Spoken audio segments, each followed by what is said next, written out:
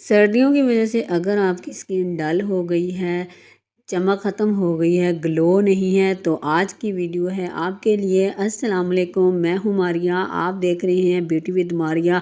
अगर आपकी स्किन सर्दियों की वजह से डलनेस आ गई है, उसमें चमक नहीं है, ग्लो नहीं है, तो आज की रेमेडीज़ लगाने के बाद आप देखेंगे कि आपकी स्किन जो है वो एकदम शाइन करेगी। हमने करना क्या है, 1 चम्मच हमने कोकोनट ऑयल लिया है, 1 चम्मच हमने गर्म दूध डालना है। नीम गर्म दूध होना चाहिए, ठंडा दूध नहीं ऐड करना। थर्ड चीज़ हमने इसमें वैसलीन ऐड की है। इन तीनों चीज़ों को मिक्स करके अच्छे से हमने एक क्रीम बना लेनी है और हमने अपने फेस पे, हैंड पे आपने लगा लेनी है और 15 मिनट के बाद आप वॉश करेंगे। आप देखेंगे कि आपकी स्किन में एक चमक और ग्लो पैदा हो जाएगी। वीडियो अच्छी लगी चैनल को सब्सक्राइब किया करें, वीडियो को लाइक एंड शेयर ज़रूर किया करें।